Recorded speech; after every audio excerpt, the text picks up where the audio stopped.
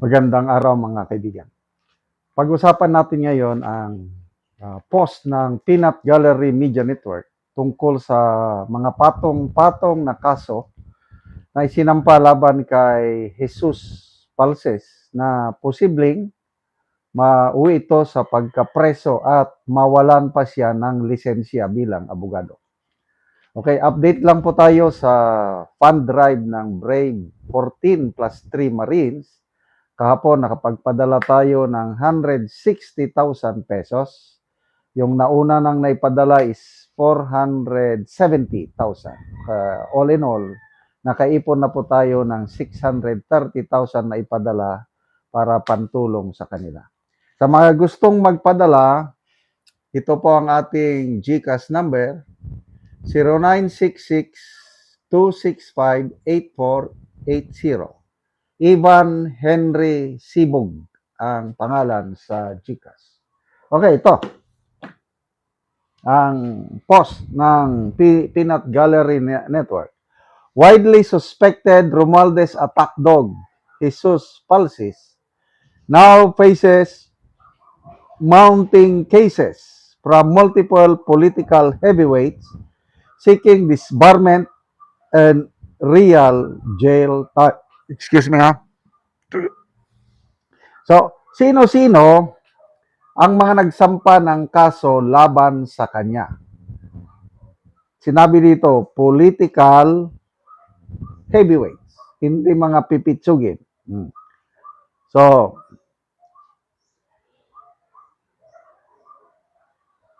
number 1, Nabotas Representative Toby Chanco.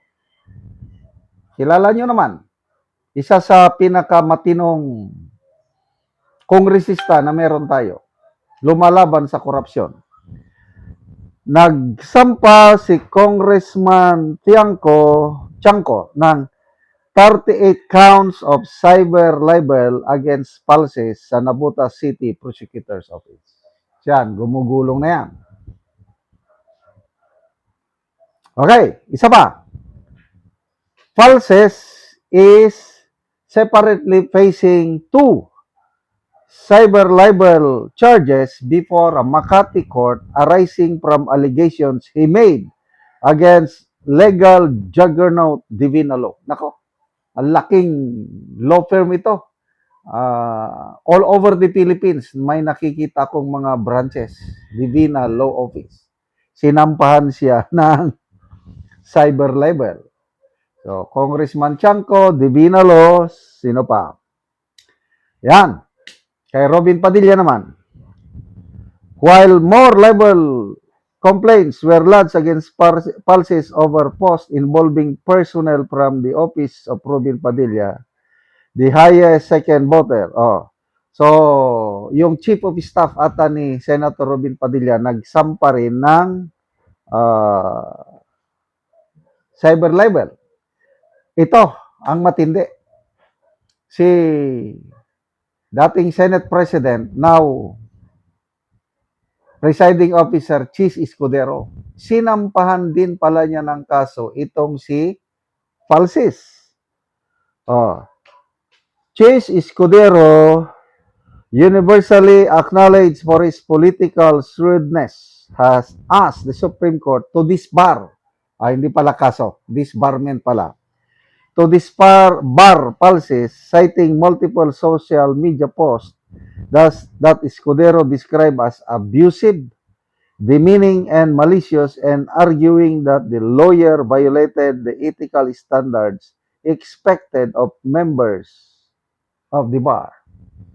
And unlike the complaints still awaiting final resolution, Palces' suspension is already a matter of Supreme Court judgment. Sa ngayon kasi, in effect, yung 1 year suspension niya as a lawyer.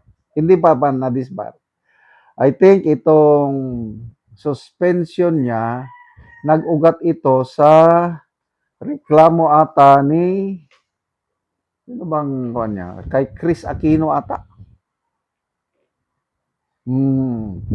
Basta may away sila ni Chris Aquino. Sabi ata ni Chris Aquino, parang grave threat. Huwag kayong lalapag, I think kamag-anak ni Palsis ang ano, huwag kayong lalapag sa Pilipinas dahil gugurgurin kayo ng mga kamag-anak ko. Parang ganon ang statement ni Chris Aquino. Yan, nag-post si Palsis ng kung ano-anong post na hindi karapat-dapat. Ayun, sinuspend siya, 1 year suspension sa Supreme Court. So, grabe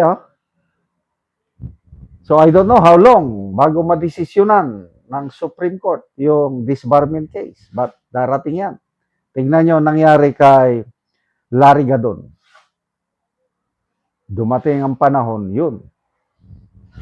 Disbarred na si Larry Gadon. Sino pa? Si Attorney Toto Kausing na disbarred din. I hope na hindi mangyari ito kay Jesus Palsis. Plus yung mga cyber libel, mabibigat yun, no? Opisina ni Senator Robin Padilla, Divina Law Office, at Congressman Toby Chanco. Good luck.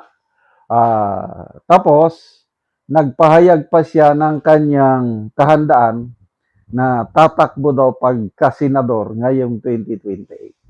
Good luck din. So, magtutoo sila ni Attorney Rowena Guanzon. Laban sa senatorial, no? Okay. So, tingnan natin kung gaano kalakas. Ako, kung minsan naawa ako dito kay Jesus Palsis Kasi yung mga comments niya is talagang anti-Duterte, talagang sinisira niya ng gusto ang mga Duterte at hindi mo magduda ba na there is someone behind yung mga atake niya na yun. Kaya yung mga inaatake niya, ito ngayon, sampa ng kaliwat ka ng kaso. So, salamat mga kaibigan sa inyong pagsubaybay sa channel nito. Nakakatulong kayo ng malaki sa tribong Talandig ng Bukidnon dahil ang sweldo natin sa channel na ito is pantulong sa tribo. Namimigay tayo ng libreng yero at pako para makapagpatayo naman sila ng mas maayos na tirahan. Panoorin nyo ang video na ito. Ako dire sa balay ni Gian sa Ganahay nga taga Sitio Kalapat Tagbagtalakag Bukidnon. So mao na ni siya ang natabangan og gero kay ang iyang atop trapal lang gyud. Og kini siya wala gyud nay bana kay gibiyaan sa iyang bana. Mao ra ni ang itsura sa iyang kahimtang. So mao na gyud ni ang ilang pagpuyo. So diri lang sila gatulugan. So mao na ni ang gihatag nga yero nga napulo ka buok nga iatop karon. So gitabangan rin ni sila sa pag-atop.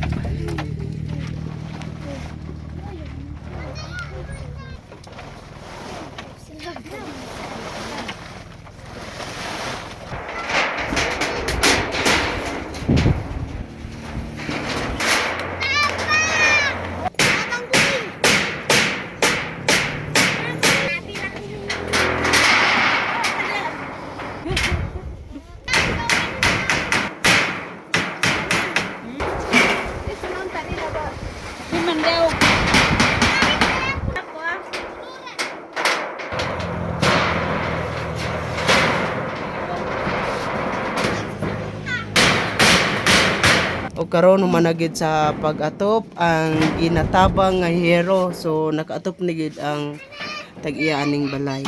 Una, salamat sa Ginoo, salamat sa naghatag sa kugsi na pulihan na tong trapal nga akong giatop lang. So naapay kay bana karon? Wala. Wala, so gibiyaan kasi mong bana. So pila ka buok ang imong anak? Ang nasa katulo, So pila day tanan imong anak? 5 unta. 5. So ang duha To sa akong mama. to as imong mama. So ikaw ra gabuhi sa imong anak O nga tulo. nga tulo. So nag-eskwela sila Eskwela ang duha, ang isa baby pa man. lagi. So unsa lang imong trabaho di ay? Trabaho ko sa agar. So ikaw na gid mangita gid og pangonsumo. Ako tanan. So salamat kayo. Salamat kayo.